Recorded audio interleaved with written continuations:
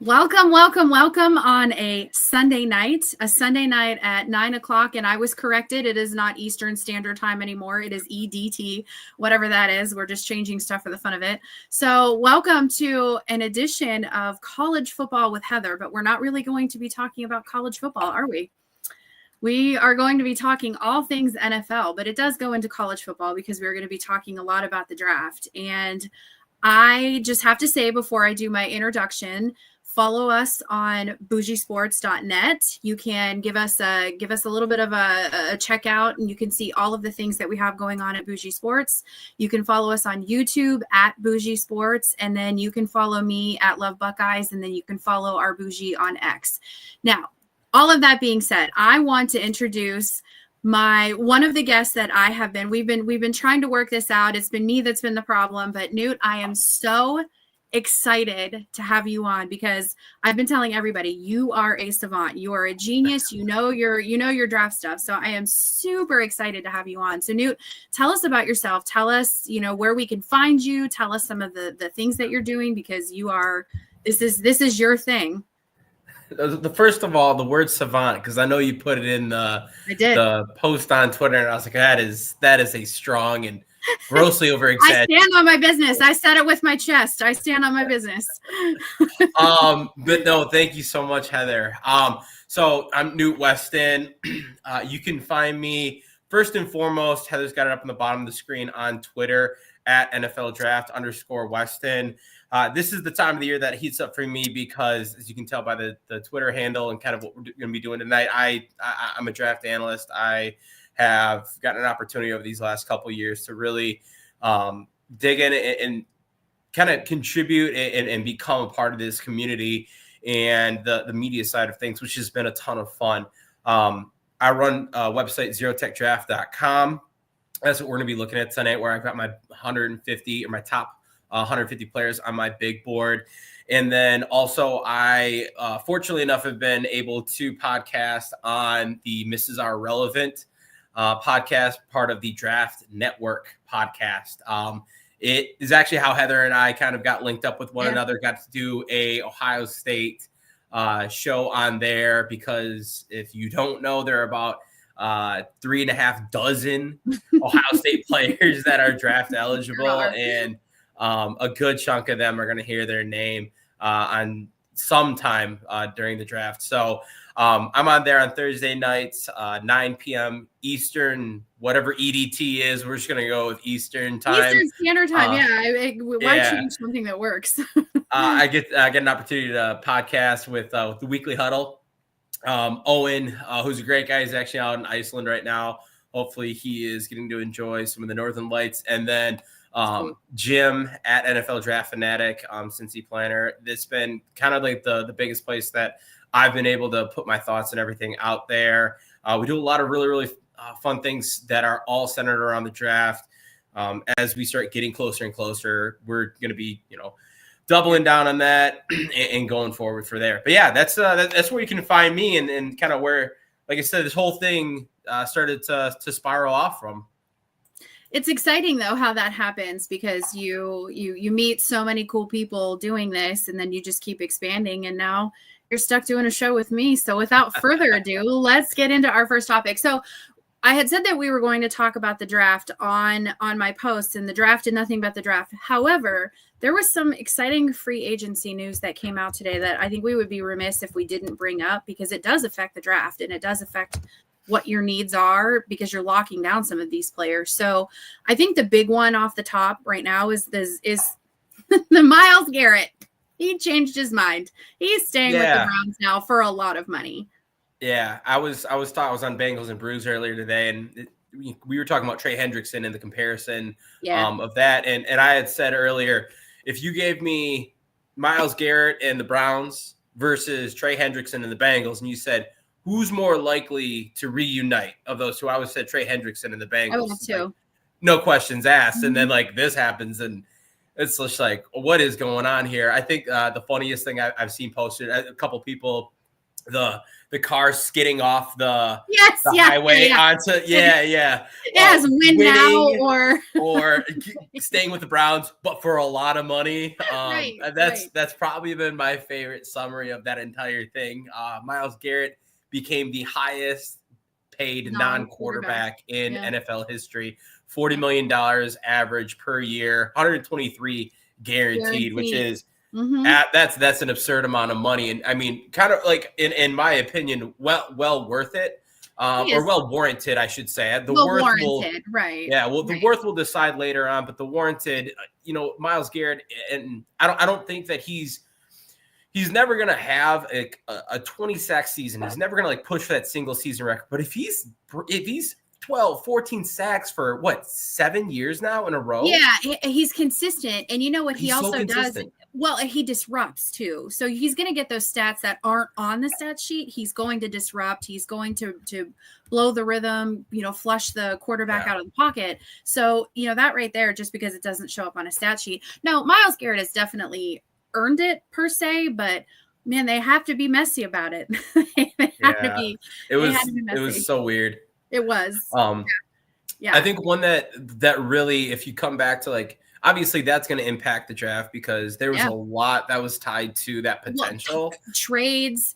We knew that we knew that they weren't going to trade probably because of the salary cap and how much we would have lost. But it was an interesting scenario to talk about. And then did you draft his replacement because you knew he wanted out?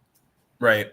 Yeah, exactly. And then so I think the other one that has, I will say like the biggest for now, impact on the draft, probably the DK Metcalf, just because huge. There was some actual draft capital traded with a second round pick and then a 6 and a 7 swapping.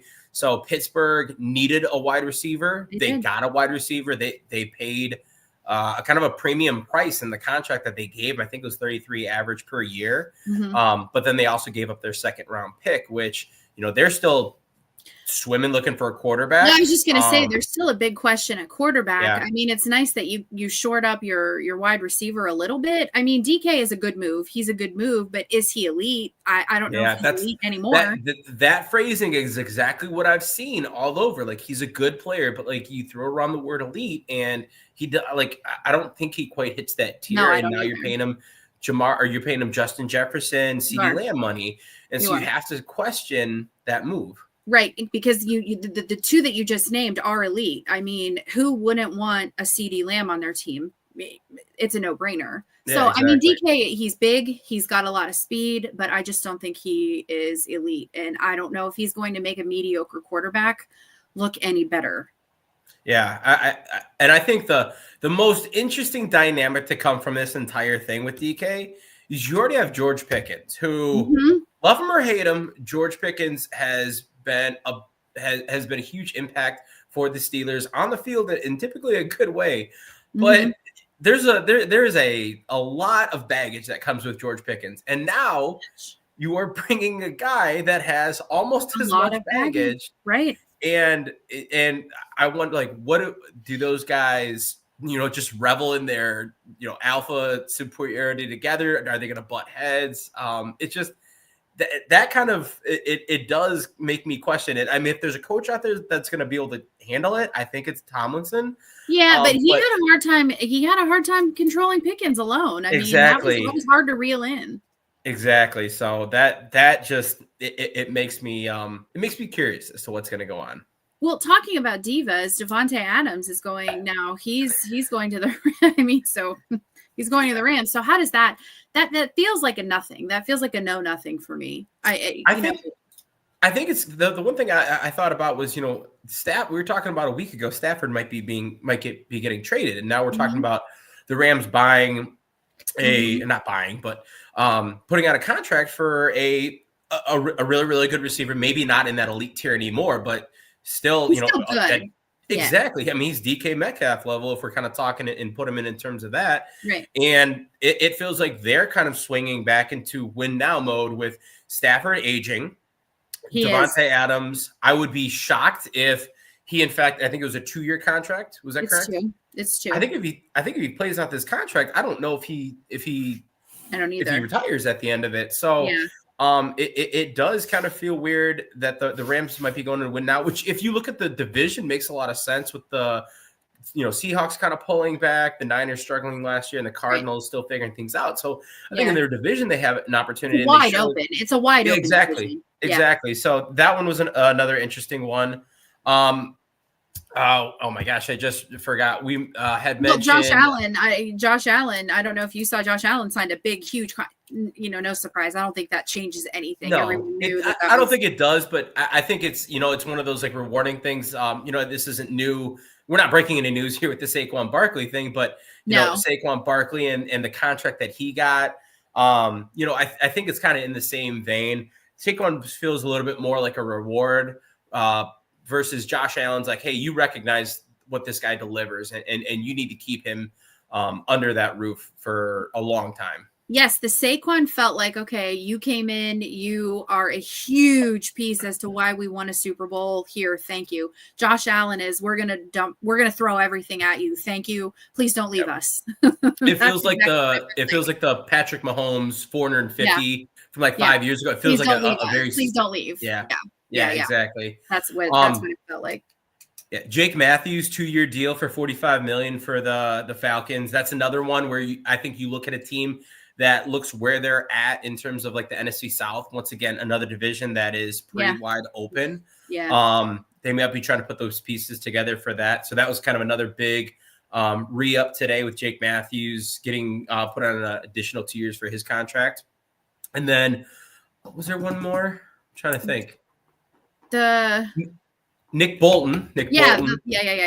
That's Chiefs linebacker, 45 for 3 years, which was the Chiefs have been kind of weird. Did you see the Thuney move a couple of days back? I did see that. I don't know what the Chiefs are. If the it feels to me that the Chiefs are not trying to actively win again. It almost feels like that to me. It was odd. I didn't know if with everything that they had done last year in the draft that they felt like they could move Suamataia inside, but I don't know. Everything that Thuney's done for you felt like he's your guy, like he's your win now kind of guy. With him being an older prospect too. But no, they re-upped on Nick Bolton. But yeah, I mean, we're not even the funny part is we're not even to the tampering period yet, and this is like everything's flying in. And they're big. They're really big ones. I think everyone that has come through, I've been like, what? What is even happening here? We were talking about this, and I think that this bears repeating. You and I were talking about this before we got on here about how the NFL is they're so crafty with how they design everything, because here it is, March. The draft is still a month away. The Super Bowl is a month ago. And this is at the top of our brain. This is at the top of the topics. We're still talking about the NFL while we're actively going into the NBA playoffs, while, there's just a lot of how hockey is going, hot and heavy. And we're talking about the NFL because of these moves. They just keep themselves relevant. Yeah, it's so true. It is. But yeah, I mean, and it's just going to continue. I mean, if you are one that like just thrives off like that quick information, and like seeing things turn, this week is going to be a wild ride, especially tomorrow once free agency actually does start. Right, once it starts. Yeah, exactly. So we can segue into, I think, we covered the big news. Now we can cover the lots and lots and lots of stuff here. So let's talk about the draft. Let's talk about what to expect. And obviously, as a Buckeye fan, let's talk about some of my favorite players. So Newt, let's hear it. Who do you think? Let's start talking about some of the top Ohio State prospects, where you think they'll land, what they're just all about them. Yeah. So I think if you take a look at the top, it's kind of funny because I don't have an Ohio State guy in my top 20, but then in my top 50 I have 5. So it's like you have this kind of like little bit of a gap, and then you have just like a rush of these players that are like that, maybe not a true first round grade, but that late first, early second that are ultimately going to be really, really quick impacts in the NFL. So Emeka Egbuka is going to be one. I'm a huge fan of him. I do have a first round grade on him. the line with Josh Simmons, Donovan Jackson, and then you bump down a little bit more, but Seth McLaughlin as well is going to be. You do. Well, Seth was hurt. He got hurt. And honestly, there was he wasn't terrible at Alabama, but he did his best work at Ohio State that last year. So yeah. And he plays a position, center is never a position that you get maybe a guy that really stands out like a Tyler Linderbaum. Wow. But for him to, he's going to be a drafted center. I foresee him, stepping in, maybe not starting right away, but definitely being a name that you hear, at least getting an opportunity to start. And I think he's good enough where he's going to be able to hold down a job. But then, you have the defensive side of things. You've got ATT, you've got Jack Sawyer, you've got Tyleek Williams, you've got Ty Hamilton. Just on that front four alone, it's insane. That group, that Ohio, and it's just like, well, I just named 7 trench players for Ohio State. It's like, gee, I wonder where championships are won. Okay, so that's what I was just going to say. Do you think that looking back, we're going to look at these players that were drafted and we're going to say if they hadn't won a national title, it would have been a huge, huge tragedy because of all of these players that they have that are going into the first round, or not the first round, but first, second, early. I mean, you take a look at day 1, day 2 players, and it's insane what this group has done. We haven't even mentioned Travion and Quinshon. It's just an embarrassment of riches for the running back room. But I mean, of these guys that Ohio State was able to put forward was absolutely insane. Just the top talent that they have at each of those groups. I think that. I'm obviously a Badger fan. I'm watching kind of from an outside perspective, but you hear Ryan Day getting on the hot seat, loses to Oregon, kind of misses maybe the opportunity for the Big Ten that was a freak, 1 point loss on the road. I think people reacted to that. And then, but then the loss to Michigan, I think is worth. And it's just like, as an Ohio State fan, I think of the Packers lost to the Bears last game of the season last year, and I'm like, that's like scratching like the tip of the iceberg. I feel like for Ohio State Michigan rivalry, where and that was where I was like, man, what is going on here? But rivalries are rivalries for a reason. Well, and that's the thing. I off subject, but there was so much like fire Ryan Day, fire him now, and I have it. Multiple recordings, multiple podcasts, multiple tweets. I was never on that. Yeah. I'm like, let's not overreact to this. Was I upset? Yeah. But I think winning fixes everything. And then he came out against Tennessee and we destroyed Tennessee. We destroyed Oregon. And, I think that the Texas game probably was a little bit closer than what we had liked, but we expected that and we still won by 2 scores. Yeah. So he went out and redeemed himself, but we had all that talent. And I think that that's where we all saw that, right? We all saw, look at all of this talent there. This could be a record breaking NFL draft class. And we're losing to Michigan because we don't know what a forward pass is. It was just so frustrating. Yeah.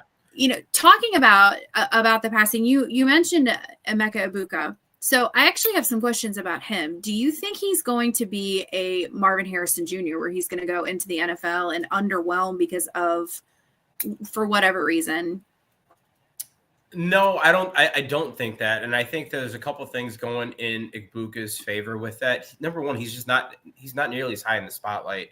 Mm-hmm. I don't think it was a product of what Harrison did to himself. I think Harrison carried himself in an extremely professional way, and he was all business first. But there was so much hype surrounding him that it was tough to not put everything he did under a microscope. I don't think he had a bad rookie year. I think he underperformed, obviously, in the media eyes. And that's the other thing is you're doing that there. And the other, the piece on top of that is, if you take a look at that, when you're Marvin Harrison Jr. and obviously, so Trey McBride's there as well, but you are the guy. And it's something with defenses can scheme around that, and they can give that coverage and that help over to that side when you don't have that opportunity. You take a look at the Giants.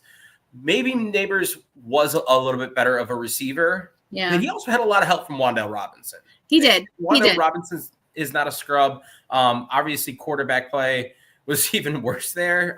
But there are a couple things that, are not in there. I think with where Egbuka gets drafted, number one, you're already going to go to a system that's a little bit better off because I foresee him going somewhere 15. He'll go later. Yeah. Yeah.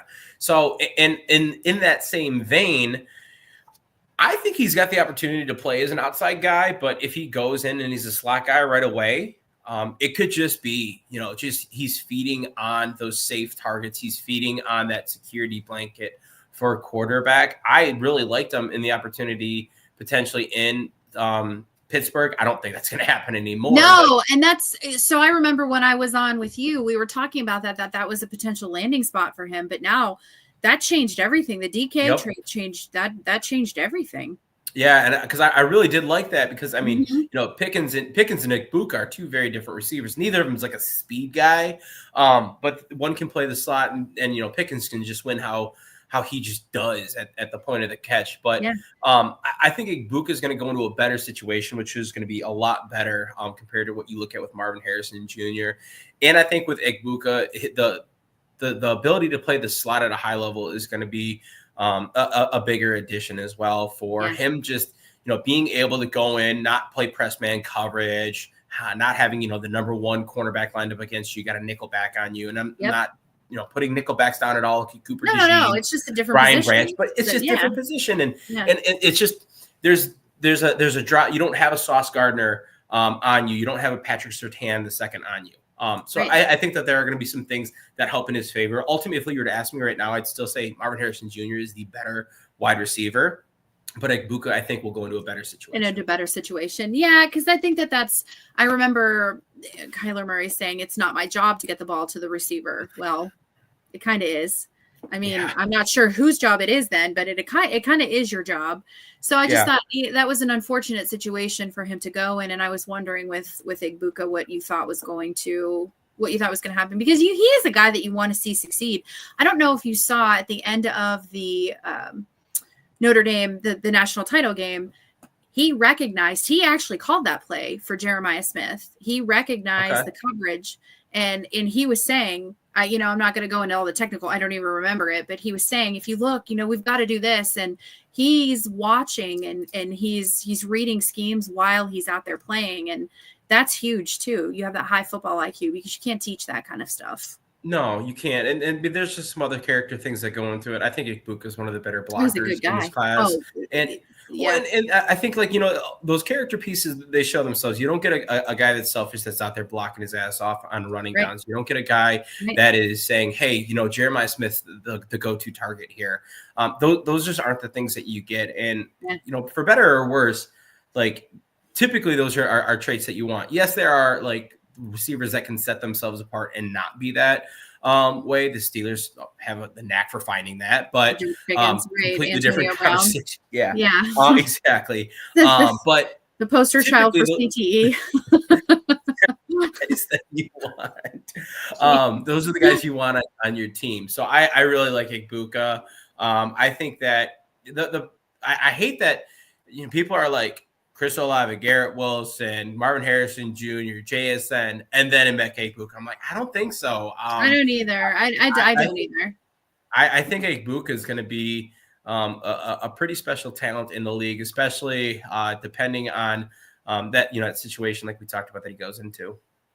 So you mentioned blocking, and that is, I think, one thing that with Ohio State, I think just watching them over the years, that's one thing that they tout on offense is that you play off the ball. So if you're a running back, if you're a wide receiver, if you're a tight end, you're blocking.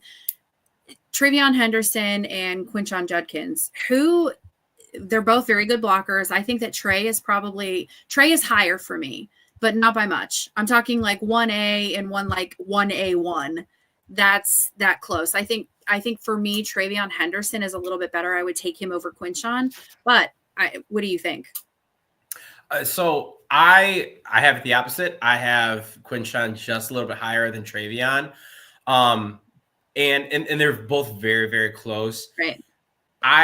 So Quinshon's number 4 on my board, Travion's number 5. Mm-hmm. And I think that, both of them are stellar athletes.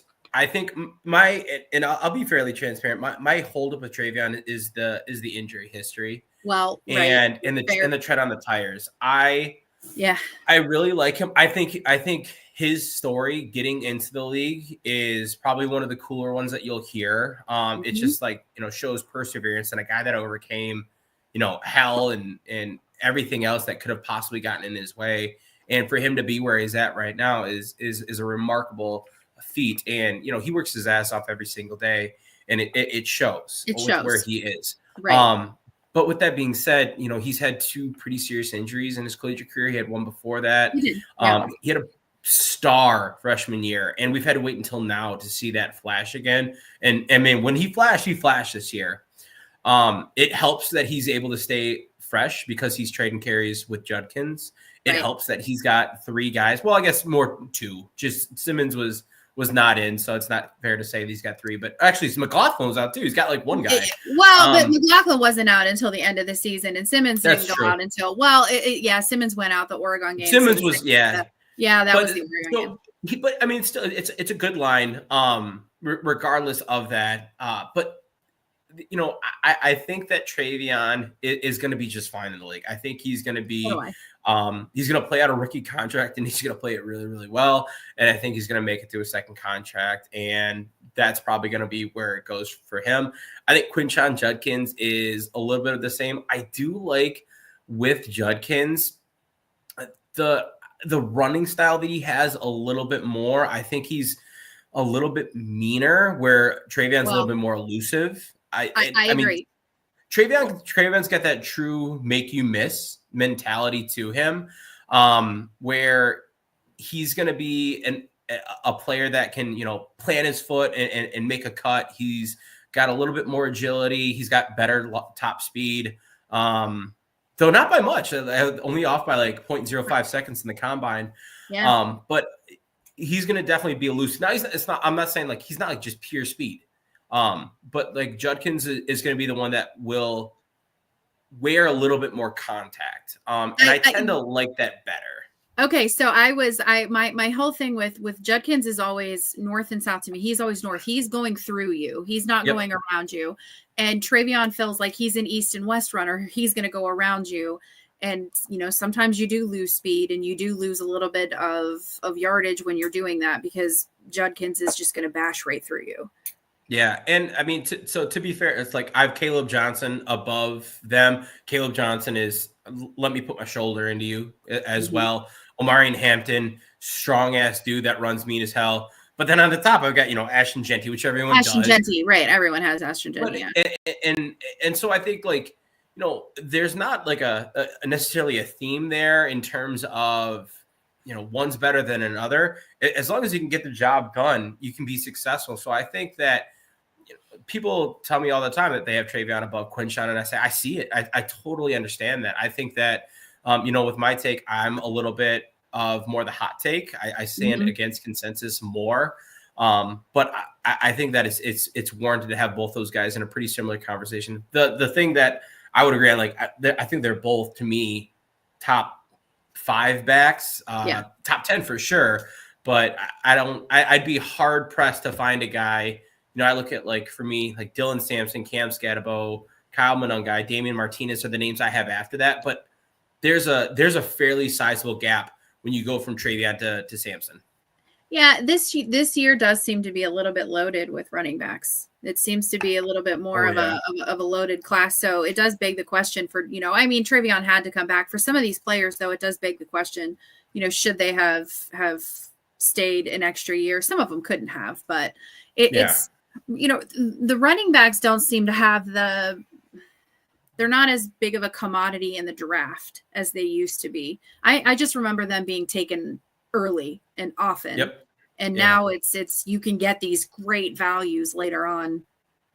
Yeah, and I think I thought for this, there's it's a double-edged sword, because you say, well, hey, there's some really, really good talent in this draft, so you want to grab one, but then you say, well, there's some really good talent in this draft, so I can wait on one. And it makes me wonder. I think of 2 years ago with Bijan and Jameer, they were clearly 1-2. Right. And then there was a sizable gap after them. And it makes sense kind of why they went. Genty is clearly 1. Right. But then I think after that, you have a group of about 5 guys that, jockey for that next spot. And if When you take you're any of them, you wouldn't say, "Oh, I don't like how I don't like exactly. that." You almost have to wonder if it's going to be a personality fit. Yes, Like, yes. what's the And then personality litmus that they have to pass to see if they're, because they are talented and they are very yep. close. Exactly, and then there's other things that come into it. Run like a wide zone running scheme, a man gap running scheme. Mhm. Those things definitely factor into it. And I'm sure you take a look at a team, they're gonna put a guy above another one based on that. I know being a Packer fan, there are athletic traits that go into that. So specific limitations or specific attributes are going to probably push someone up a little bit more than another. So my board or a consensus board is not the same clear across, and it's Right. going to be vary. But I still think that you're going to have some of these guys that, man, you're getting some really good talent in the third round of this year's draft. That really, really has an awesome opportunity to be a big name later on in the league. Yeah, and I think that it is. There's so much that goes into the draft that people don't know about. So we're watching it on our couch, right? And we're like, "Oh my God, who is this guy?" And we're screaming at the TV from our couch, where, like you said, there's so much that goes into it, where all of these tests and these things that we just don't see because we're not out there, designing schemes. And so do you think that so we've covered the offense. So with the defense, with as many players that are going into the draft that are defensive players, who are your top guys? What are you looking for with these defensive players? So I'm gonna like get a little podium moment really quick. My top defensive player for Ohio State is Jack Sawyer, and I'm gonna stand like I know aside from a lot of people, like Tyleek is probably gonna be number one. Maybe you might see like a JTT. I love Jack Sawyer, and it's definitely one where I take a look at him. He's not going to be an athletic freak. He doesn't have necessarily like the length that is going to wow you. Just to give like a little perspective for him, he measured in at 6'4" and a quarter, which is good. 260 pounds, solid. 31 3/4 arms. That's shorter though. 33, 32 at least, or 33 is kind of what you want. So he's got shorter arms. I think it's apparent, he's not going to be the most twitched up athlete. He's not the bendiest guy. And I say you're trying to get around the corner. He's not going to be that guy. Yeah. But there's something about the guy I can't quit. He plays with heart on his sleeve. You saw that Texas game, and you see the play that he made on Quinn Ewers. And he was going to win that game. He was determined. He was going to do everything that he had to. And he's like, "I'm ending this here. It's fourth down. Yeah. I'm not doing this. We're winning." Exactly. And put a little perspective here too. The player that he beat, that was Cameron Williams. Cameron Williams is going to be a top 100 pick in this year's draft. Yeah. Like, it's not like he beat a scrub out there. I mean, he put him on his ass too. Like, he put him. He broke his ankles. Done. Yeah, blew by him. He tripped over himself, and then strip sack, fumble recovery, took it to the house. There are a few plays that I saw this year that were cooler than that. And in the spotlight. And for me, Jack Sawyer, he just has that knack of doing that. And I love the way he plays the game. I love the way he approaches it. I like rooting for a little bit of an underdog story. And to me, he kind of feels that way because he plays his ass off and he brings everything to the table that he can. So I love Jack Sawyer. I've got he's number 32 on my big board. Okay. And he, well deserved, in my opinion. I'm going to stand alone in that. Just to be very frank, I'm going to be probably one of the few that has that there. But I really like people him. People do have Tyleek Williams. They have him above. Yeah. They have him as the number one. Is it Tyleek? Tyleek. Yeah. Tyleek. Yeah. And I like Tyleek a lot. I think Tyleek he's a one-dimensional player. And he's a run stuffer, and that's his bread and butter. I don't know how much more he's going to give you aside from that, but what he does really, really well. If you take a look at the other guys that might be a little bit ahead of Tyleek in terms of how they play, Kenneth Grant, Walter Nolan, Mason Graham. Graham is a little bit of a unicorn. He's a really, really good defensive tackle prospect. But Kenneth Grant and Walter Nolan, they're both better run defenders than they are pass rushers for an interior, but they've got that upside to them. I don't think Tylee's got that upside, but he's so much better as a run defender. I mean, he is a two-gapping, hole-clogging run defender that is just able to wreck on early downs. I don't love him as a pass rusher, but if you have a plan for him and you know what you want to get out of him, awesome. Now, I could be wrong. He might come in and be like, hey, I've actually got some juice on these pass rush downs. Let me show you what I'm about. But he's definitely going to be a name that is up there and a bigger player for that regard. Yeah, I do agree with you on that, though. Just watching him all year, he's our run. He's going to stop the run. I don't love him as a pass rusher. You didn't see that a whole lot. You saw that with a Jack Sawyer. You saw that with the JTT. Yep. Those were the guys that were going to be swarming. So Cody Simon, Cody Simon is, I'm loving Cody Simon. Cody Simon's awesome. Do you think that? What's up? No. Go ahead. I was going to say I've got Cody Simon. He's in my top 150s, 133 right now. I think kind of around consensus, I might be like, I don't know. I'm probably like right around there. I think that this linebacker class is a little bit thinner. Maybe not a little bit thinner, but linebacker's a little devalued and they're going to go later. But I think he's got definitely an opportunity to step in and be a unique piece wherever he lands.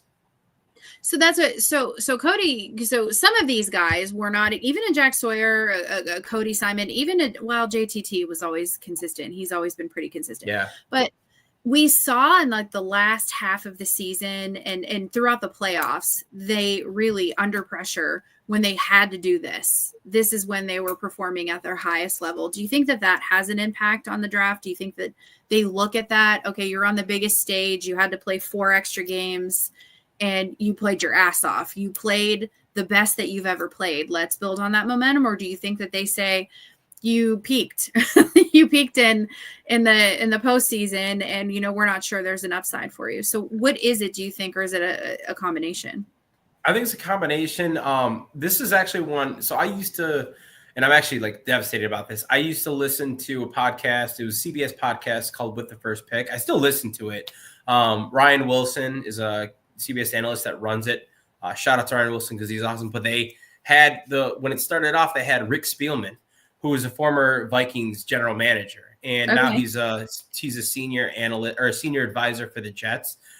So that was actually over the last month, and it was always it felt like cheating. Like he would just kind of tell like his experiences and how he's seen things and like he approaches things. And he's one of 32. He's not every GM out there, right. But for him, it was always, hey, what are you going to do in the big moments? If there's a bowl game, are you going to play? What a big thing for him was he hated when players opted out of bowl games. It was just, he wants you to take advantage of every single opportunity. And when you're on the biggest stage, that's the instances that matter. And so for listening to him, once again, not every NFL GM is him. There's a lot of guys that are just, really, really big number guys. They're going to be analytics type, managers where they follow the money, or not the money, the numbers, and they have their formula, they go from there. But I think with hearing him, there are those out there that they see what happens, and you take a look at Cody Simon, Jack Sawyer, Will Howard, and you see these guys. Yeah, I did forget about Will Howard. I forgot about him. They step up in these big moments, and you say, okay, well, if you can do that, what does that look like? I mean, I'm going to throw it all the way back. Look at like a Cardale Jones, and from way back when. 2 games or 3. Well, 3 games. I'm sorry, 3 games because the Wisconsin, yep. we won 15-0. Yeah. I've drank enough beer since then where I've gotten over it. Yeah, boy, same. But yeah, it's this guy that you're like, who the hell is? Who is Cardale Jones? Even we as Ohio State fans were like, who is this guy? Wait a minute, is this the kid that said he didn't come to play school? No, there's no Yeah, way but he's I mean, leaving us. and he didn't have, like, to be fair, like, he didn't have an NFL career really. He He got did. drafted. He He got didn't, but you know drafted what though? though. He did, and but to be fair, he didn't have a great college career. He had 3 No. good games, really, and then he lost his starting role the next year. But he went in the biggest moments, in the biggest stage, and to be fair, he had some of the best receivers. Yeah. So Ohio State with good receivers, what's that like? we wouldn't know. We wouldn't know. We used to be linebacker. We're wide receiver, now. But Michael Thomas, and they had Evan Spencer, and it was Devin Smith, and all 3 of them went into the NFL. They didn't, a couple of them bounced around a little bit, but Michael Thomas. I mean, Michael Thomas was a huge name before the injuries. Well, and then he got paid, and then he flamed out. Yep. Yeah. But no, so I do like, just kind of circling back. I do like Cody Simon. I think he's a guy, and he's undersized. He is undersized. Yes. I guess actually, I say that I don't actually know if he's undersized anymore. The NFL, it seems like the linebacker, it's okay to get smaller and smaller. Yeah. To me, he's undersized. But I take a look at like a guy like Barrett Carter, who's barely over 6 feet, 230 pounds. And Simon's got about 2 inches, an inch and a half on him, and is about the same weight. So, I think he's undersized. I think in comparison, I think in comparison, probably, but yeah. And to be fair, like the linebacker position is one where there's so many different ways that it can be played. Cody Simon will not be playing a Mike linebacker. But there is a world where he's playing a jack out there, and he's asked to do a lot of different things. Right. You're versatile. You're just going to go in and you're going to fill in where, okay, what are they lined up at? What do we need you at? Yep. So no, I absolutely like him. I just want to take a look. I guess the only group that we haven't hit is defensive backs. I think we talked about everyone else. The defensive backs, we saved the worst for last. I mean, I'm not going to say it's true, but you're not, like, according to my board, you're not wrong. Right. No, I'm not wrong on this one. We saved the worst for last out of Ohio State. I mean, we got cooked. Yeah. So I think it's, you walk in and you take a look at what you think Denzel Burke's going to be, and he's just not that. Nope. And it's not, it's not like, oh man, I'm blanking on his name, King. Kalen King for the Penn State Nittany Lions last year. Yeah. He was awful. Denzel Burke was not that.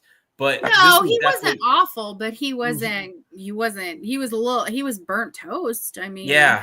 And it makes you, he came back. In my opinion, he came back to try to get day one money. Right. And he lost money by coming back, which sucks. But at the end of the day, that's kind of how it is. And for me, he gambled on himself and he lost. Yeah. I mean, unfortunately. Which I respect. But yeah. Denzel Burke, Lathan Ransom is another player. I'm high up. I'm really high up on Lathan Ransom, though. He was definitely someone who was very undervalued from the fan base. We just didn't talk about him. Yes. Yeah. Just didn't talk about him a lot. So, Lathan Ransom, he's going to be a guy that part of the problem is I'll always tip my hat to a coverage safety instead of a strong safety, like run defending safety, which I think is, in today's NFL, the reason I do it, because you see 11 personnel and you see the ball thrown around a ton. Yeah. Now, with that being said, I think Lathan Ransom is maybe the best, if not the second or third best, strong safety in this year's class. Right. I don't necessarily value it like as much as the other one, but he can do so many different things for you when it comes to run defense. He's not. Yep. I don't want to play in spree safety. I don't want him out there, being a center fielder, but he's adequate enough. And man, he can play the run really, really well. He can, and he can play those edges. Like he reads really well. Lathan was one that I was very, very high up on last year, and he just did it quietly. I think that's why in the fan base, like we just didn't talk about him a whole lot because he wasn't flashy. He wasn't out there. He wasn't a Caleb Downs, right? He's right that everyone's talking about. So he just didn't get that. I just don't think he got that love. No, that makes sense. So, and, I mean, when you got a guy like, the problem is you have a guy like Caleb Downs, and you're not, I don't want to say it dismisses other guys, but it doesn't make you seek out necessarily like, exciting traits in other guys. If that makes sense.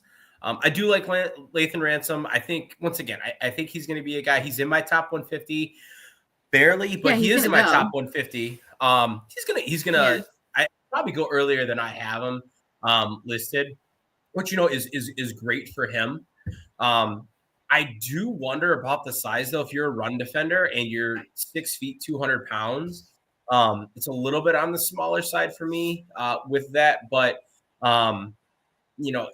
it's not like he's abnormally small. Yeah, he's the guy that I think if he's making his money that way, I would have wanted him to be a little bit bigger. So that's gonna be one. And then the only other one, I don't have him on my top 150. But because we're talking about these guys, I think Jordan Hancock is going to be a guy that is going to be drafted as well. I like him as a nickel defender. I don't think out of the gate he'll be a starting nickel. I think he'll be a special teams guy to start off. Yeah.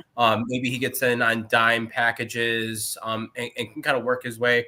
I like him. I know that Owen, Weekly Huddle, who I podcast with, likes him a little bit more than I do. Plus he's young. He's 22 years old. He's not super young, but he's not like ancient. No, he is, but he does have a big upside. I think Hancock has a bigger upside than I think what people, and he's not going to have an immediate impact, but I think he will be okay. I think with some development, he's going to be pretty good. He'll be okay. I think he's got a bigger upside than Denzel Burke. If I'm being honest, hands down. I feel like Denzel Burke might be one of those ones where he gets drafted, but then he shuffles around and he's not going to see anything meaningful because I just don't know if there's. I feel like he peaked. I think what you see is what you get with Burke. Correct. Yep. I totally agree with that. Yeah. So okay. So let me ask, out of all of the Ohio State players, it doesn't matter, your whatever draft order they go in, who do you think will have the most impact in the NFL right away? The year one. We finish year one. Yes. Yep. That's a tough one, I know. it's gotta be one of the. I'm going to say Quinshon Judkins because I like him a little bit better than Travion. I think he's a little bit better. Once again, I'm splitting hairs, but I think those running backs. If you were to ask me two, I'd say Travion right after Quinshon. Yeah. I think that those guys are going to be ones that. Step in and they're able to be a immediate contributor for a team. There are a lot of organizations out there that I think are grasping to find not necessarily a bell cow, but a 1A. And both of those guys could be a 1A. I think both of them could be not a bell cow, but like a true, like, hey, this is our starting running back. And we have maybe a complement to him. Kind of like, I think of like Packers with Aaron Jones for the longest time. And then you have a guy like, oh my God, why am I blanking? AJ Dillon. AJ Dillon. I was going to say Dillon is his last name. Yeah. So that's where I actually do think that Trey and Quinshon will have the most impact because of the landscape of running backs. There's a lot more room for running backs to start right off the gate, and they want them fresh. Right. Yes, so running backs age out. They you're 25 years old and it's like, your shelf life is we're getting a little past your prime. So I think that new draftees are more apt to start in that role just because of the way the league is now. Everybody runs a double. Everybody runs a double. That's what it feels like anymore. And I might think about Igbuka. I might think about Josh Simmons if he didn't have the injury. Though did I hear that he's running a private workout in April? Yeah. Josh Simmons, I don't like that. There's too much insane. That's stupid. There's too much with Josh Simmons though that we haven't seen this year. You don't know how that it wasn't a serious injury. I did hear that they kept him out longer than they needed to because he was just cautious. Like, I don't want to come back. I don't want to rush this. But I don't know how that injury is going to impact him and how does it impact you mentally. So I'm not ready to say that Simmons is going to be the guy and he's going to make a massive impact because we haven't seen enough of him. Yeah, no, I totally agree. That is 100% fair. But yeah, I think it's going to be the running backs. But who knows? Maybe Will Howard's just like, F you guys. I'm gonna come and step in and ball out somewhere. He didn't have I heard he didn't. I saw so many differing opinions. I saw that he didn't have a great combine. And then I saw some people say he did exactly what he was supposed to do in the combine and he elevated himself a little bit. In my opinion, the combine is set up so poorly for quarterbacks. Yeah. Like they've got them throwing out routes, which are like very, very specific to timing. Yeah. And I don't think if you had a quarterback that went to the combine and looked good, like they're like, wow, that guy looked awesome. Like, let me meet that guy. Cause I don't think that's ever the case. No, I think we don't hear about that. Yeah. I think you're able to show off your arm talent and you're able to kind of like show where that is, against the competition, which I think Will Howard is not. He's not the biggest cannon, but he's got enough. Like he's able to have an NFL caliber arm. Correct. And when you take a look at that, it's just like, okay, that's all you need. Everything else after that, it's like, these out routes and everything. It's tough for a quarterback to be successful with that. So I was fine with Will Howard's combine. I had no issues with it whatsoever. If I'm taking a look at him, the fact that he tested, I think is hilarious because there was one other quarterback, Tyler Shough, that like has enough testable numbers to get an RAS, and he came in as a good athlete. And I did not think Will Howard was going to like come in as a stellar athlete. And I'm not saying he's not Lamar. I'm not saying that's the thing. You didn't look at him and think, oh, he's going to be the next like Lamar. No, you're just like, he's good. He's better than I thought. Yeah. He's got a little bit more than I thought. He's got great size, 6'4", 230 pounds. Like he's a big, stout guy. Size. Yes. Yeah. And he can move. And for me, I think that's mobile. A huge benefactor for him. I take a look at him. He's a little bit older at 24, but a lot of these quarterbacks are, he's not Tyler Shough, who's going to be 26 coming into the he's not Brandon Weeden. Yeah, he's not Brandon Weeden. I think funny thing is I'm fairly confident. Oh, I'm not sure actually. Will Sam Darnold still be younger than? No, he won't be younger than Will Howard. He'd be close though. Sam Darnold will be. But no Brandon Weeden. There does seem to be a longer shelf life with quarterbacks now, at least. I think it's a longer shelf life for a quarterback that has that starting caliber to them. So I like Will Howard. I think that he's definitely got an opportunity to make himself some money. He's done a lot of things right lately. Yes, he did it right at the right time. Yep. Yeah. And he's just cocky enough to believe in himself. So that's all you need sometimes. Right, exactly. So moving on to, Newt, we have, I know we're getting close to the hour, so we can go a little bit over here, but we have you want to go over your big board? Do you want to talk about some of the players that you are high up on? Do you want me to pull that up, your big board? Yeah, we can talk about that. So I know that these are players that we talk about a lot, right? This is, we talk about this. So before I get into this, let me ask you this. If you are the top teams, so let's just use the Browns, for example. They're desperate for a quarterback. Do you take a quarterback or do you take the best athlete available? I take a quarterback if Cam Ward's there. Okay. And I think that I'm a huge fan of you. You take, if you're in the top 5, you take the best player available. I don't care what your need is. Right. And here's my example for that. And actually, I shouldn't say that, because if the Browns were at 3 and Travis Hunter and Cam Ward could before them, and they took Abdul Carter, I'd be like, yes, you took the best player available in the draft. I think there's a lot of argument between Travis Hunter and Abdul Carter. So I think at this point, with them getting now Myles Garrett back, it tips the scale a little bit more there. Yeah, but I don't think it really does. Yeah, you're not giving up one versus the other, where it's like, oh man, we passed on Abdul Carter to grab Travis Hunter. Like, no, you got Travis Hunter. Right. That's absolutely huge. Right. I am the biggest fan for best player available, unless there's a quarterback that is worth it and you need one, which oftentimes, if you're picking at the top, a lot of times you do need a quarterback. But I'm not also going to reach on one. I don't think this is, the 2022 draft, 2023 draft with Kenny Pickens and I can't remember, Sam Howell and those guys. I think that this draft's got a little bit more juice to it. And I think Cam Ward did enough to like push himself up there. So I've got Cam Ward. Where do I got him at? 16th on my board.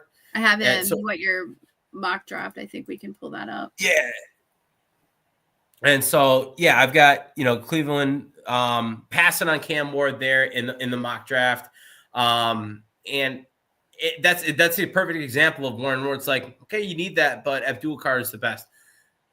Well, when you did that, I was just going to say, when you did this, I can see when you did this, you had done this before the Myles Garrett news came out, because that just came out a little bit earlier today. So that's the fun of this, right? Because it changes so much. These extensions that they're giving, these free agency moves that they're signing, it changes this daily, because if they're going after someone in free agency that they need, if the Browns signed, Myles Garrett, if the Giants, if they go after Sam Darnold in free agency, they're not going to, I'm just saying, then, are they going to need a Cam Ward? No, they're not. And as far as quarterbacks go, I'm higher up on a Cam Ward than I am on. I don't know what it is about a Shedeur Sanders. It's not that I don't think he's good. I think he is very good. But I just saw what Cam Ward did in Miami, and without Cam Ward, Miami is ass. He played on a not great team and did a lot of things. That's a Miami team last year that disappointed everyone. Yeah. And I think that's, we use the word a lot, like elevate. Like, what can a quarterback elevate the group? Yes. And that's prime example. Exactly. I think Cam Ward did, and I'm not taking anything away from Shedeur. No. I think Shedeur did elevate his team as well. But man, it does help when you have Travis Hunter there, and when you have a coach that has a really good understanding of the game. You can bicker back and forth if you think Deion's a good coach or not, but he's obviously got a good understanding of the game. Right. But I truly think that Cam Ward, and I was probably a Cam Ward hater going into the season, and even partway through.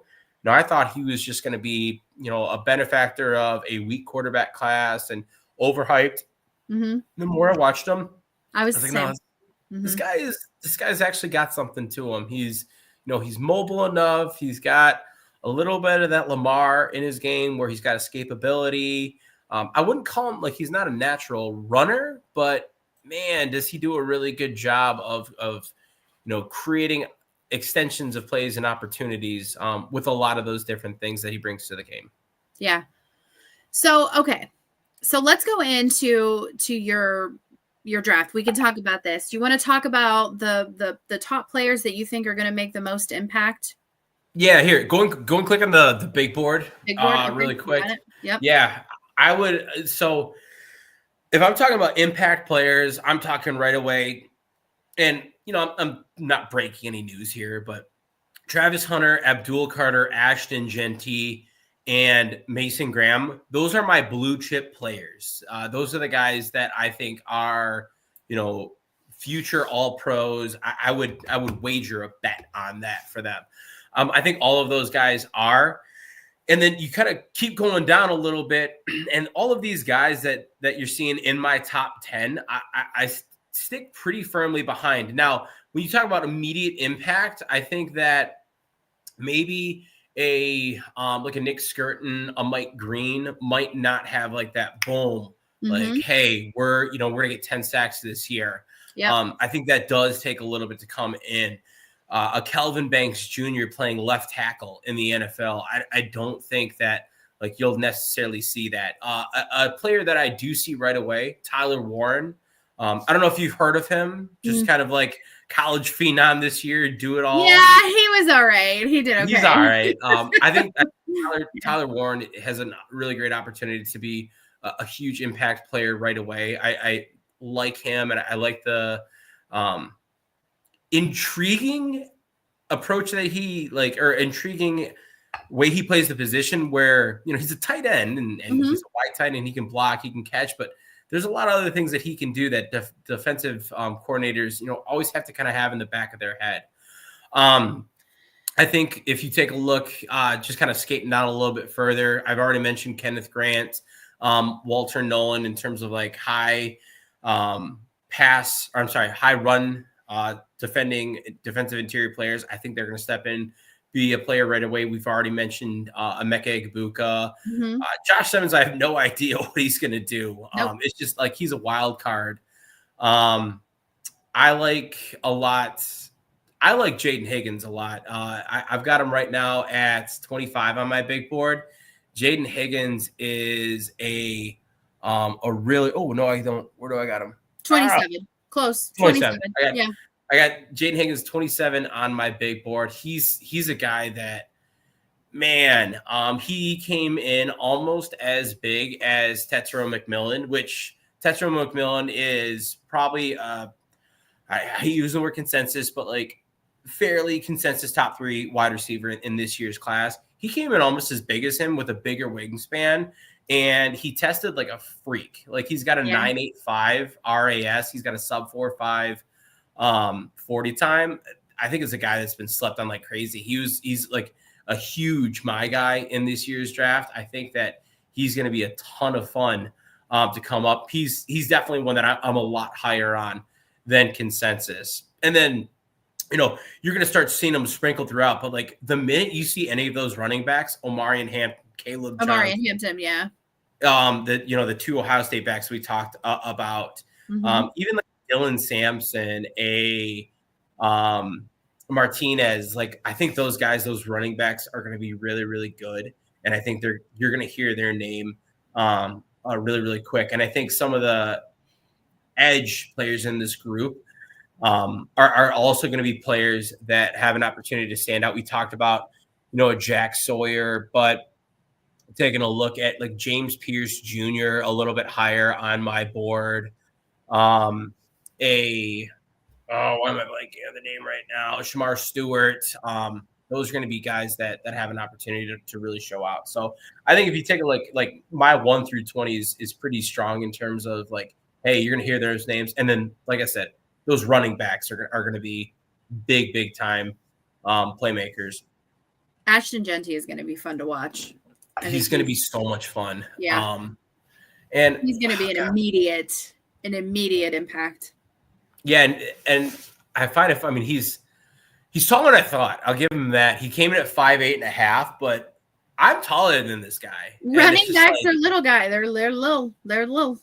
I mean, and like he came and he's like low center of gravity. He's got a lot of things in his favor. He's thick. He's 211 pounds. And man, you just watch the tape for him, and it's just like, holy, like how are you able to move like that and just make people miss like you do? I noticed that you have a couple of, so you're high on the tight ends. Do you think that we're shifting into a tight end? Because the last several years we've had some tight ends that were going to be the next best thing. And tight ends seems to be becoming a little bit more of an important role in offensive teams. So I think, I mean, this year especially is a Tyler little Warren, bit. hello. Yeah, Tyler Warren, and then but Colston Loveland as well. I know you guys don't like to acknowledge Michigan players over there, um, but Colston Loveland, I Garbage. mean, Yeah. Colston Loveland's he's a hell of a tight end prospect. I don't think either of these guys are Brock Bowers that we saw last year, but Yeah. I think that both of them have an opportunity to really show out. Reach back, not so like 2 years ago. Knox was obviously like the big guy that had his name talked about, and Michael Mayer. But I'm thinking of who is the tight end for Atlanta? He came out of Kyle Pitts. Kyle Pitts. He was supposed to be the next best thing, and everybody was so high up on him. But in all fairness, he played for Atlanta. That is fair. But aside from Kyle Pitts, who like also looked terrible this year, when they actually do bring in Michael Penix and try to do some things, really brought them down in my opinion. But if you take a look at then, there's a really good class a couple years ago, and like you've got those guys in there, like I said, the Kincaid, the Michael Mayer, Sam Laporta, right? Who is just consistent. He just goes in and just does stuff. Exactly. For Green Bay, I'm thinking Tucker Kraft, Luke Musgraves. The year before that, though, you've got Trey McBride, who had, did he have over 100 catches? I don't think he had over 100 catches, but he had a ton of catches for Arizona he was good. Year. Right. So yeah, you got these guys that are really showing out, and Tyler Warren, Colston Loveland, I think are both gonna be first round picks. But then I wouldn't be surprised. I've got 4 guys after them. Mm-hmm. Eric Arroyo is coming in. Where is he at? He's 56 on my board. I've got Mason Taylor at 69 on my board. Harold Fanlin Jr. at 74. And then Gunnar Helm at 82. Like, those are like 6 tight ends in the top 100. That's a class. That's what I'm saying. I noticed that there were a lot in here when I was looking at it, and that's just not something that you see a lot of. And I think level of talent. Yeah, I think this tight end class is going to be one of the better ones. You've got like your 2 at the top, but then you've got those 4. You've got solid ones still. Exactly. Exactly. That you're going to hear their name on day 2 for sure. I think we talk a lot about, there's just always talk. It seems like we're always talking about quarterback and we're talking about defense. It seems like those are the sexy positions. We love to talk about that. We love to say who's going to be drafted, but I think we don't give enough love to our offensive line guy, our left tackles, our guards. Yep. They are, without that, you're not going to have a running game. Without that, you're not going to have your passing game. You're not going to have your quarterback is going to be running for his life the whole time. So offensive line, who do you think is the guy this year? Like you have to draft this kid's going to be, he's going to be the guy. So I love Kelvin Banks Jr. out of Texas, left tackle out of Texas. I think he's a top 10 pick. I think he's a true left tackle that has the opportunity to really showcase his athleticism. I'm going to talk about a couple guys, but the funny thing is, especially for these tackles, I'm like running down the list and like all of their RAS, like relative athletic scores. Yeah. They're like elite. They're 8 or 9. And it's just insane. Like these guys, and it goes to show you what goes into playing that position at a high level. But these guys are stellar at what they do. But Kelvin Banks Jr., he's my top. But Armand Membu is a guy that came in to this season and he was not on a lot of people's radar, and he popped. I think he's a right tackle only, which maybe a little bit more of I don't want to say lesser, but not as it is. Yeah, it's not as highly paid of a position. Right? Yeah. But Armand Membu is going to be another name I think you're going to hear in the first round. Josh Simmons, like we've already talked about. Josh Connolly Jr., I religiously mock him to the Kansas City Chiefs at 31 because they need a left tackle. Josh Connolly Jr. he's a damn good athlete. There are snaps out there of Oregon having him, play quarterback for them. Out there playing wide receiver. It's insane the things that he can do. Yeah. And so I think those are 4 guys like Banks, Membu, Simmons, Connerly Jr. that have their way of making it into the first round. I'm not as confident on Simmons and Connerly Jr. No. There are some question marks around both of them, but I think Membu and Banks for sure. It does kind of show you the difference between last year's class and this year's class. Like last year was a record-setting tackle class and offensive line in general versus this year, we're talking about 2 guys for sure and maybe 2 more. And, I could be wrong. Maybe a Arianti Ursary or a Cameron Williams makes their way into it. I think if you pop over Will Campbell for guard is going to be another player that has an opportunity to make his way into the first round. I'd be shocked, actually, if Will Campbell didn't make it in the first round, if he's 23 on my board right now. And Tyler Booker, he didn't test that well. He actually tested really poorly, but I think he's a player that the league's very, very high on. Those are the guys that I see in kind of like that really firm day 1 conversation. There's a lot of guards that sit in that day 2 conversation. There are, yeah. I mean, and it like Donovan Jackson's, first one off the board. And Donovan Jackson could easily go in the first round. He's kind of like a Josh Simmons where and I talked about that. I don't have any Ohio State player in the top 20, but I have 5 in the top 50. Yeah. And I do think that Donovan Jackson I think he will go a little bit higher than a lot of people think. I think that there is a lot of upside for him. I don't know. I'm just shifting towards loving our offensive line guys, our guards, our tackles, because you appreciate that more when you're seeing a team that passes a lot more too. Because and I think part of it is you take a look at Donovan Jackson also, and I in no way, shape, or form think he is going to be a tackle in the next league, or I'm sorry, in the NFL. But what he did this year for Ohio State was impressive, and you got to tip your hat to him. Played out of position, struggled, but he was able to do what was needed for the team. He did just enough. He did enough. He did enough to fill that role in and to plug a bad need because of the decimation of the line this year. Exactly. And I think, that's part of the thing that like pushes Will Campbell up. I think he'll be a guard at the next level, but he's got tackle experience. Jonas Avenue is another one. Gray Zabel. There's like guys in here that, have that experience. I think for the draft, for offensive line in general, day 2 is going to be the sweet spot where you see a lot of guys going. It seems like your second, your third, your fourth rounds is where you see a lot of those players that make the most impact. There are a lot of first round busts, and yes, most of those guys are going to see meaningful playing time, and they're going to have some kind of career. But you find those diamonds on the second day. You find those diamonds in your third, fourth, fifth rounds where they just want it so bad, and they're working for it. They have that talent, but they have that work ethic too. They just want it really bad. Absolutely. Totally agree. So I know that I've kept you on quite a bit. Let me ask you one thing before we wrap this up. Who, if you are drafting, you're a GM here. Who are you drafting if you have the first pick? And draft with your heart, not your head if you have to, but who is your guy? Am I drafting for Tennessee? Yeah, you could draft for draft for Tennessee, but then draft for who I like the most. Yes. Okay.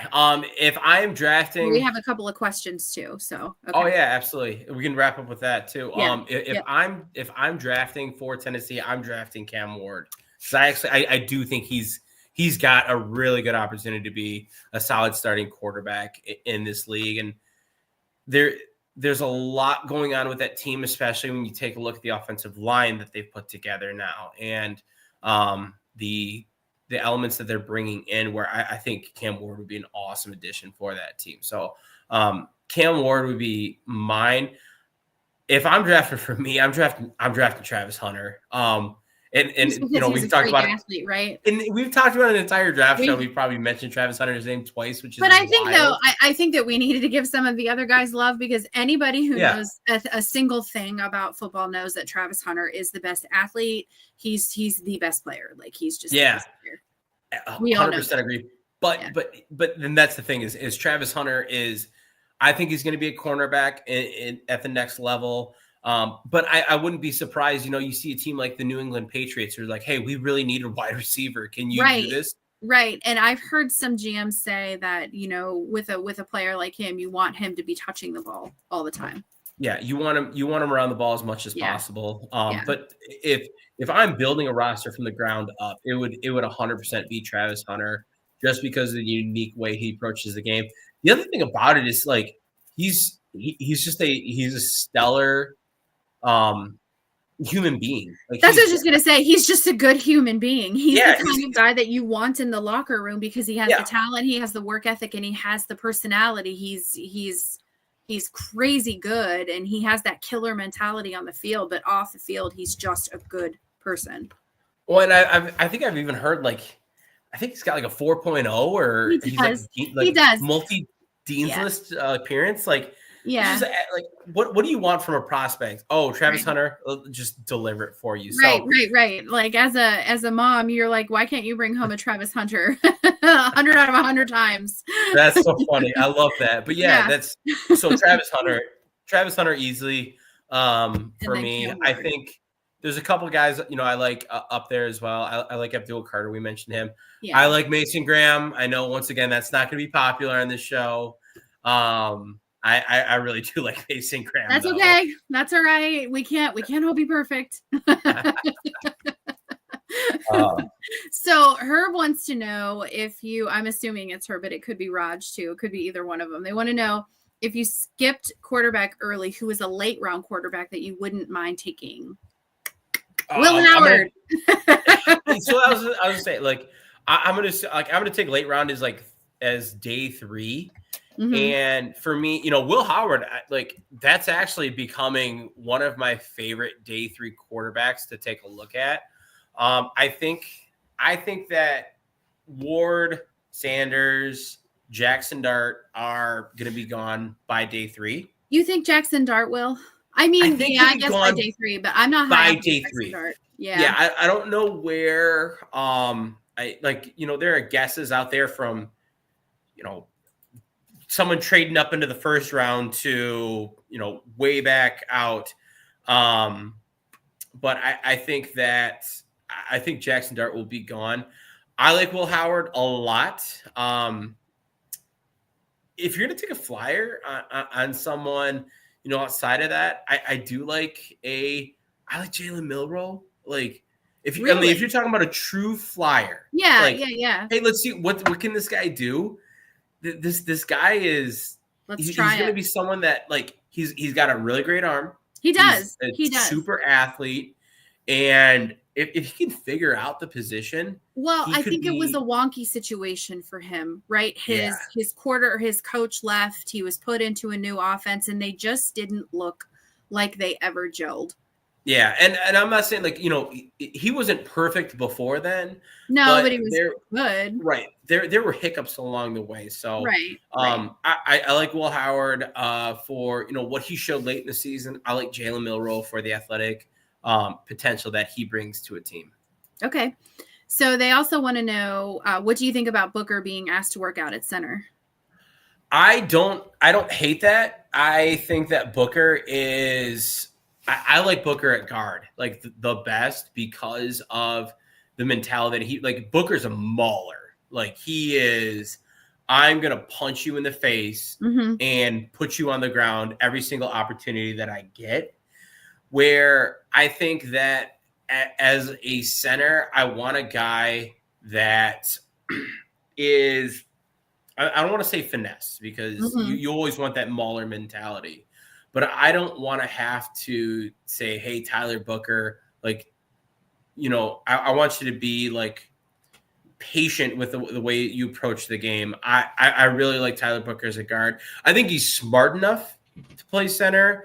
I think he is, seasoned enough to play center. And I'm sure that there are questions out there about that after he tested as poorly as he did at the combine, that hey, maybe this guy needs to go there.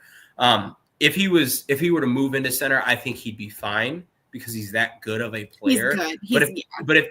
Yeah, but if it were me personally, I just want to see him at guard, pulling outside and just lighting a guy up on a pull block. Okay. So we have some general consensus here. Ethan said that Milroe is a project, and then I know that Herb and Roger both rabid Alabama fans, so they've seen Milroe his whole career, and yeah, Ethan he agrees with Ethan that Milroe needs more time to develop, and then he said Milroe is great at running and throwing the deep ball, but intermediate passes are bad. Yeah, but that's something that you can work on, right? Like that's a. Or is that is it the opposite? Is it the you want your intermediate passing to be elite? They said that Josh Allen was a bad passer coming out, and look at him now. But you also grab a guy. The other argument for that is you grab a guy like Anthony Richardson that is he's like Jalen Milroe jacked up and like supersized, and he's struggled to find purpose. And I think that the Richardson experiment has really scared teams away from that. Not that Jalen Milroe would be talked about as a top 5 pick anyways, but but if there was, I think that there's a factor. Exactly. I think there's even more cause for concern now because what you see with that and him being spent on a top 5 pick. I like, and that's why I said him as a flyer. Like, take a chance on the guy. Yeah, I would gladly do that, but I think that there's a lot more that needs to go into his game, and it's a big risk too with Jalen Milroe. Well, yeah, and like Ethan said, it's really about the fit with the coach. Imagining, Lamar on another team or Allen with a team that couldn't fix the accuracy. Yeah, coaching goes a long way, right? Like even we've talked about this on our pod that, coaching goes a long way anymore. I never valued coaches until I really started paying attention to the game, because you just think the coach is just a mouthpiece. They have got offensive coordinators. They've got, strength and skill position coaches, but your head coach matters. It matters. Yeah, no, I mean, a shot to the heart, high school soccer coach over here. But no, I think that especially as you dig in and you start to see guys go from college to the NFL and the transition that they can make, and what happens really when you get a staff that knows what the heck they're doing, right? To get the best out of those guys, right. They elevate. They also elevate. Yeah, exactly. So the last comment, and I who would I draft first, Herb or Raj? I've got to go with Herb because I've consistently kept him, so got to keep that going. So, well, I want to say we can close this out. I want to say thank you for everybody for tuning in and watching. I really appreciate this. I know we went a little bit over, but there was a lot to say. And guys, was I lying about Newt being my savant, my ringer? I was bringing the best in when I asked him, and I am just so grateful. Newt, thank you so much for joining me. Please remind everybody again where they can find you, because guys, listen, if you're watching, you want to give him a follow, you want to watch the podcast that he's on, you want to check out this site, you want to check everything out because he knows what he's talking about. So once again, you are aggressively kind, and I appreciate it. I'm going to use that. I'm not being mean. I'm just aggressively kind. On Twitter at NFL_Draft_Weston. I absolutely would love a follow. Please, it does mean the world to me. But what Heather had up, that was my website, zerotechdraft.com. Something that I've kind of put together. I actually just started that over a year ago, and it's morphed into a little bit more than just kind of my mouthpiece for what I like. But it's definitely started and prominently a way of like me getting my thoughts out.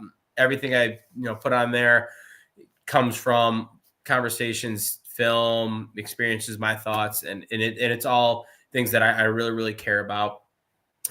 Biggest place you can find me, once again, like obviously on Twitter, but also live stream from there. Mrs. Our Relevant podcast, Thursday nights, 9 p.m. EDT. EDT. We are correct. Apparently, Yeah, 9 p.m. EDT. Yes. And you can find me with my co-host, Weekly Huddle, and our moderator with comments, Jim. And that's going to be probably the most opportunity that I've had to talk about these collegiate players and have a lot of fun with this draft, which is we are in the heart of it right now. So this next 5-6 weeks is going to be a lot of fun when you like Heather was saying earlier, you talk about the NFL, knowing how to run a business. This next 5-6 weeks is going to be a ton of fun. Yeah, and it's a lot of fun too because it's ever changing. Because we are in the thick of free agency. It's going to be wild seeing where some of these players go, and it's going to be fun to see how it changes your boards. And so again, guys, please give him a follow. Please check out his site. I just put it on there. Check out his podcast. And Newt, I would love to have you on again and discuss this because again, we're in the thick of this and it's only going to get more exciting. So I would love to have you on and we can talk about this again. So guys, follow Newt, and don't forget to check us out. Check us out at Bougie Sports. Check us out at bougiesports.net on the web, and you can see everything that we're doing. Subscribe, click the subscribe button on YouTube at Bougie Sports. And if you're not already following me, do so at your own risk at Love Buckeyes. Anybody that follows me knows. So who knows what you're going to get out of me. And then I also do a podcast with Ethan, who was commenting earlier, the best doggone podcast in the land. So follow us at TBDG. It's TBD Piddle. So follow us there. And then again, follow us, my bougie ladies, follow us at the Bougie Squad. So all of this stuff is in my bio on Twitter, on X, whatever you want to call it. So if it's too much, just go ahead and give me a follow and check out my bio. And again, Newt, thank you so very, very much for doing this. This was an awesome show. I appreciate this. And thank you everybody for listening, and stay tuned because this isn't the last of us. Thanks, guys. Thank you so much.